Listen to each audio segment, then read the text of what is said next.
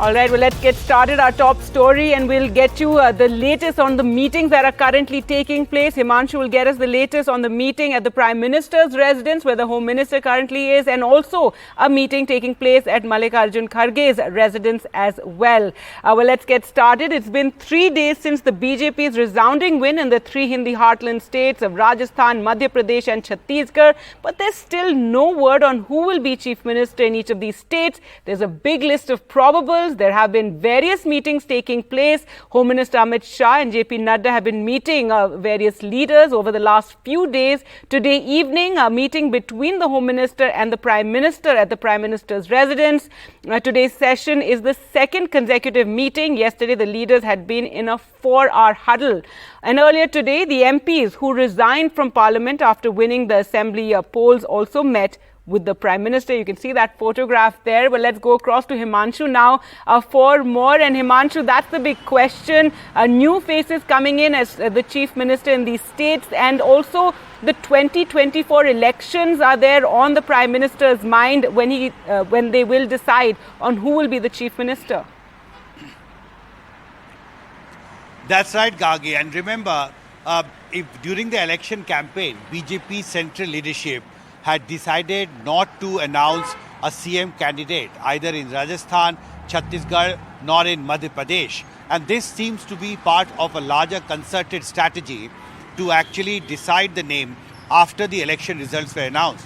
And as you said, it has been more than 72 hours, and still the round of deliberations between and among central and state leadership is still on. But the fact that they did not announce a CM candidate in run-up to the election campaign clearly shows that BJP's central leadership wanted to approach this issue with new ideas. Because sources have told us that the Central Parliamentary Board will take a decision through consensus. There is an attempt to reach out to the state units as well. And behind the curtain, there are lots of deliberations are now happening. But one thing is very clear.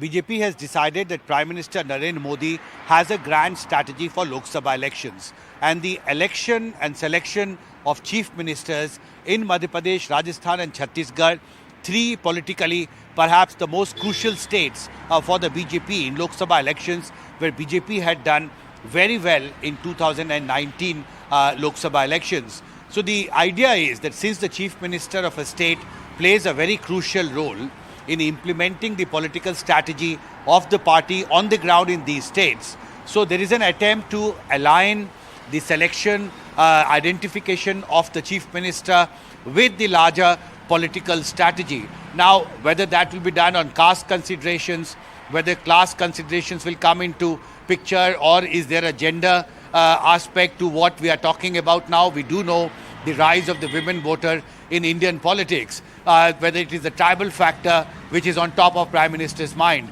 So all these political variables are being now weighed in. And today, as I speak to you, just a few minutes ago, Amit Shah left after meeting Prime Minister Narendra Modi, second round of high-level deliberations. But the most important thing is that even after 72 hours of the announcement of results, the meeting of the newly elected MLAs have not yet been scheduled. Secondly, the central election observers who are to be sent from here to different states, their name have also not been finalized. But one important political development happened today, Gagi. 10 BJP MPs who contested the MLA election and won these elections, they tendered their resignation today to Lok Sabha Speaker. And it included two very tall leaders from Madhya Pradesh, Narendra Singh Tomar and Prahlad Patel. And it is also, sources are telling us, that they are expected to resign very soon from the Union Cabinet as well. So that paves the way for them to go back to their home state and take oath as newly elected MLA. And it will be very important to see that the fact that sitting MPs were asked to contest MLA elections, whether Prime Minister also has on top of his mind new responsibilities for them, either in the party organization, in the states where they come from, or whether the Prime Minister wants them an important role in the new government that is being formed. So all these options are still before the Prime Minister, but I think we'll have to wait for maybe 24 more hours to get a much larger picture as to what actually Prime Minister has decided as far as who will be the chief minister in Madhya Pradesh, Chhattisgarh and Rajasthan. Gagi. Right, Himanshu, and as you told us, Home Minister Amit Shah has left, so not a 4-hour meeting like it was yesterday. I wonder what that really indicates about what they discussed. Well, let's go across now to Prashant. And Prashant, the meeting that was taking place of opposition leaders of the India bloc at Mallikarjun Kharge's residence is now over. We can see those visuals. Who attended, who didn't, what do we know? Well, Gargi, that's the million-dollar question, and we were all asking who will attend this meeting. So far, as we know, 17 representatives from 17 parties have attended the meeting, but two very notable absentees are Trinamool Congress and Shiv Sena. So far as Trinamool Congress is concerned, we know that they already had decided not to attend this meeting, but we don't know any reason for why Shiv Sena did not come to attend this meeting, because Shiv Sena had no complaint regarding India Alliance, but TMC has many issues so far as India Alliance is concerned. But two parties, the two big partners of India Alliance, TMC and Shiv Sena, they have not been represented in this meeting. The meeting has just been over, and the leaders have started coming out from Mallikarjun Kharge's residence, where I'm standing right now. So far as Trinamool Congress is concerned, sources have told me that the party wants when the next India Alliance meeting is convened, the top leaders attend that meeting, and that is likely to happen in the third week of December. Trinamool Congress wants now the concrete results from that meeting, and they want that in the next meeting the talks on seat sharing must happen. Otherwise, there is no meaning of convening these meetings again and again, and not reaching to nowhere. So they want the talks on seat sharing to begin as soon as possible, and that's why they have not come, and this is seen as a pressure tactics from the TMC on the India Alliance. So TMC and Shiv Sena, they have not joined this meeting. All right, and perhaps Congress will be more agreeable to those seat-sharing talks, especially after the state results. Well, thank you so much, Himanshu and Prashant, for joining us. Both those key meetings are now over. Moving on to the other big story today, and after sparking a huge controversy with his Gaumutra states remark, DMK MP DNV Senthil Kumar today expressed regret over his comment on Hindi-speaking states and said that he is withdrawing it. Remember, he'd already apologized yesterday. Today, he withdrew it in the House. In fact, the Parliament session began with shouts of Maafi Mango from BJP MPs even before the Speaker started the proceedings. But even after the apology, the BJP did not seem ready to let this controversy go, with the Minister Anurag Thakur saying it's a conspiracy against Sanatan Dharma.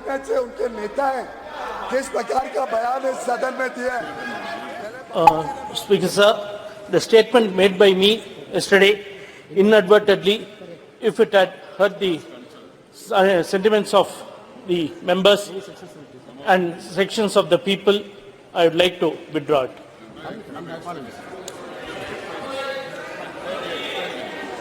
And I request the words to be expunged from the and regret. Thank you.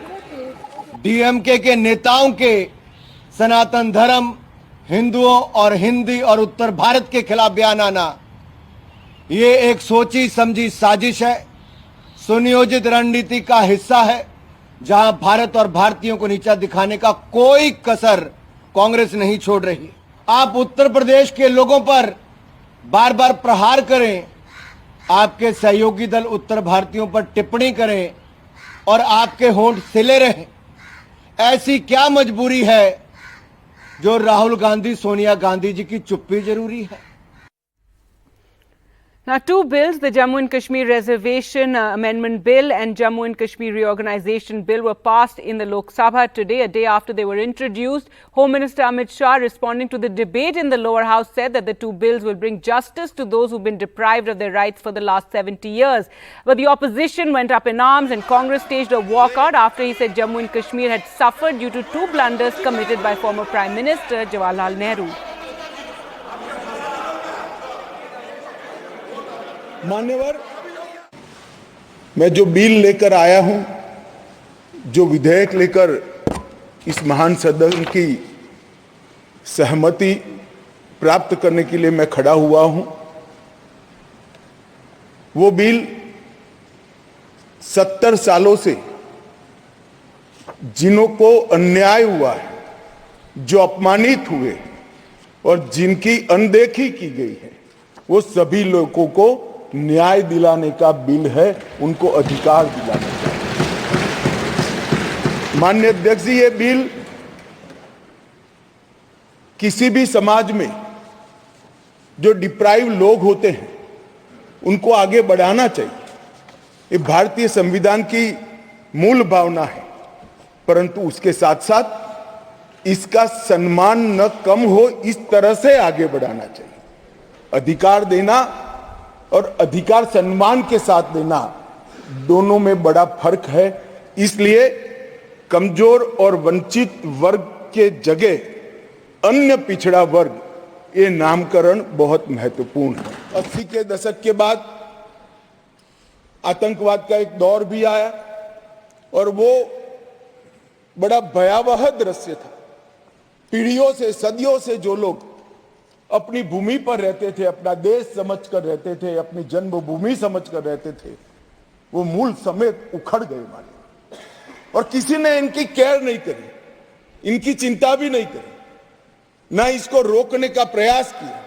और कई बार तो मान्यवर रोकने की जिनकी जिम्मेदारी थी, वो इंग्लैंड में वैकेशन कर रहे थे। जब ये विस्थापित हुए, तब देश के अन्य हिस्सों में, अपने ही देश में शरणार्थी बनकर उनको जाना पड़ा। लगभग वर्तमान के आंकड़ों के अनुसार 46,631 परिवार और 1,57,967 लोग अपने ही देश में विस्थापित हो गए। ये बिल उनको अधिकार देने का है, ये बिल उनको प्रतिनिधित्व देने का है। The Chief Justice of India, along with other judges of the Supreme Court today, paid floral tributes at the statue of Dr. B.R. Ambedkar, the architect of the Constitution of India. Speaking to NDTV's Ashish Bhargav, the Chief Justice said the day is written in golden letters.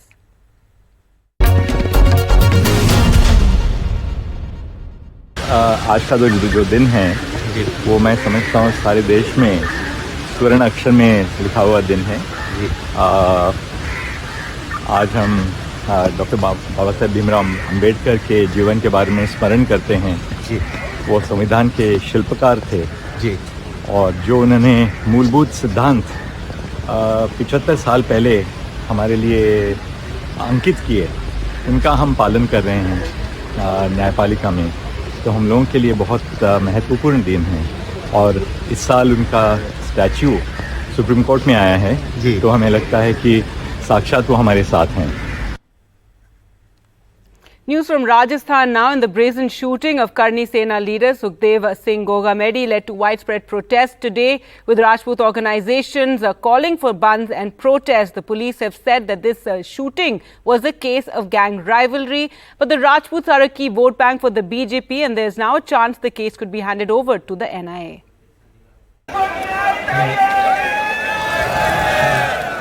Protests across Rajasthan after Sukhdev Singh Gogamedi was shot dead in his home in Jaipur by 3 men who had come to have tea with him. The daylight murder has led to protests and exposed the political fault lines in the state. The BJP is now asking for an NIA probe. ये पूरा मामला, मेरी मांग है कि NIA इसकी जांच करे और जो मांग पत्र उन्होंने दिया है, आज राजधानी सहित सब जगह पर लोग सड़कों पर उतरे हुए हैं, उन मांग पत्रों के अनुसार मुआवजा दें, नौकरी दें और उसके साथ साथ पूरे मामले को मैं केंद्र सरकार के गृह मंत्री जी को भी पत्र लिखूंगा कि NIA इसको टेकअप करे। The Rajasthan police meanwhile has identified the two shooters, Rohit Rathore and Naveen Fauji, who were probably hired killers for the job. सबसे पहले प्रायोरिटी है कि एक तो जो दो शूटर्स है उनको पकड़ना है एंड देन इसकी जो भी कॉन्स्पिरेसी है, जो रीजन से मोटिव है, उसको अनरेवल करना है और जितने भी लोग इन्वॉल्व है उनको अरेस्ट करना है, अरेस्ट करके एंड देन इसको केस को फास्ट ट्रैक में ले जाके जल्दी सजा कराना। That is the first priority. What could be the motive for Gogamedi's murder? If police sources are to be believed, the Rohit Kodara gang that indulges in murders for extortion and land grab appears to have had some kind of rivalry with Gogamedi. There are 30 criminal cases against Sukhdev Singh Goga Meri. These range from murder, extortion, loot, abduction, kidnapping to even the NDPS Act. He has cases against him for illegal arms, and the last case registered against him was in 2016 for extortion. The brazen shooting of Sukhdev Singh Goga Meri, leader of a fringe Rajput outfit in Jaipur, has brought to the fore the fault lines in the political landscape of Rajasthan, with Rajput groups calling for bans and protesting on the streets of the state. There's also a larger question about the police's role in this entire case when he asked for protection and was not provided. But ironically, Goga Meri himself has a history sheet with several cases of extortion, abduction and even murder against him. And that could have been one reason why the police did not provide him protection. In Jaipur, with camera person Sushil Kumar, Harsha Kumari Singh, NDTV. Pranab Mukarji's daughter, Sharmishta, spoke to NDTV Sunil Prabhu on her new book based on her father, where she says her public questioning of her father, Pranab Mukarji's RSS headquarters visit was wrong. And she also claims Sonia Gandhi felt threatened by Pranab Mukarji.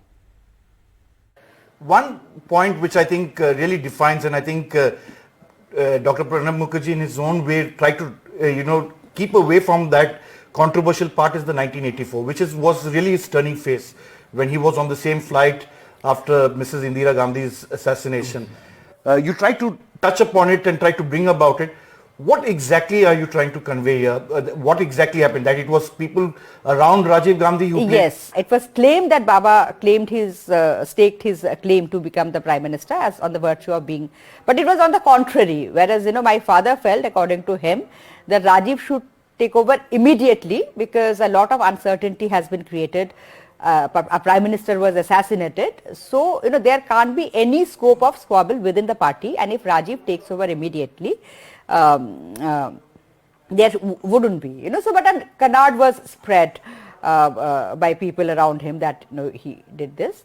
So that was one controversy which I talked in length about the book, because that is something again haunted him. And even in 2004 also, when he was not made the Prime Minister, this came up, that because he wanted to become Prime Minister then, so that those misgivings, that is not the right thing. And he wrote in his notes, which he left behind, that when I look back, I think Rajiv was perhaps right in not taking me, because he realized I am a tough nut. It will not be easy for him to work with me.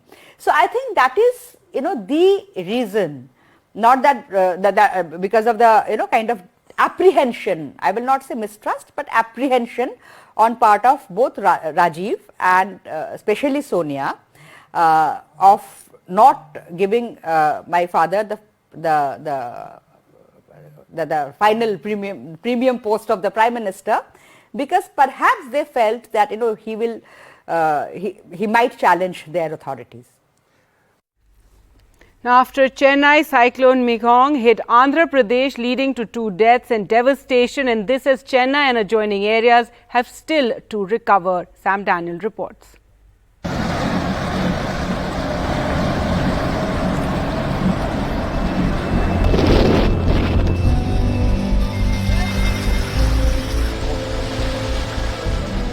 After wreaking havoc in Chennai, Cyclone Mizoram made landfall near Bapatla in Andhra Pradesh, claiming 2 lives and 11 livestock.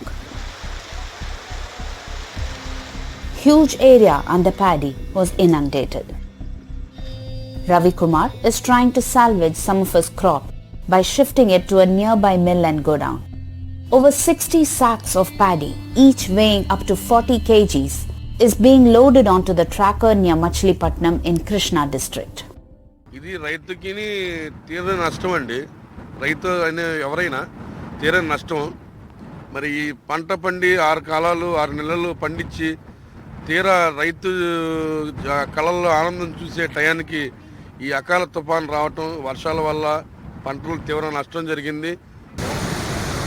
Over 25 villages were inundated.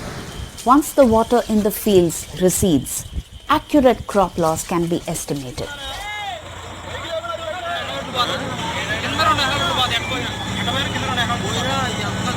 In Bapatla alone, paddy was being cultivated in over 85,000 hectares and crop on 1,200 hectares was harvested.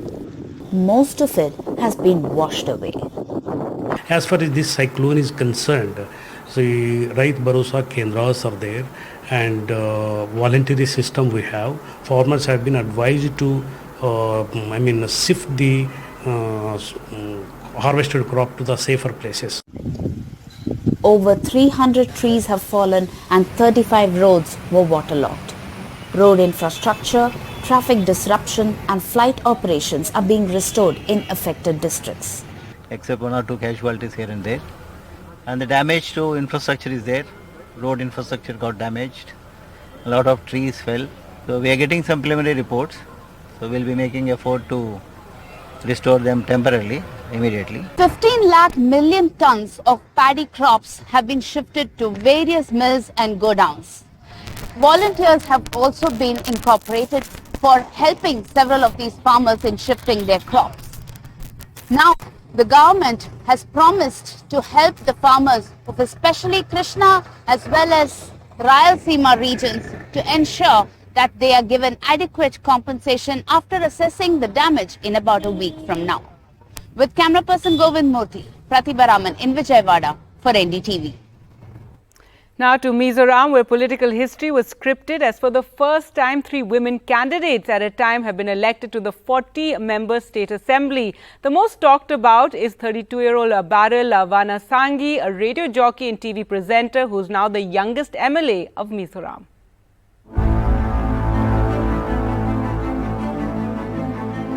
This 32-year-old radio jockey and TV presenter turned politician, Barrel Vanasangi, extremely popular in Mizoram, is now the youngest woman MLA to be elected to the Mizoram Assembly after winning from the Aizawl South 3 constituency.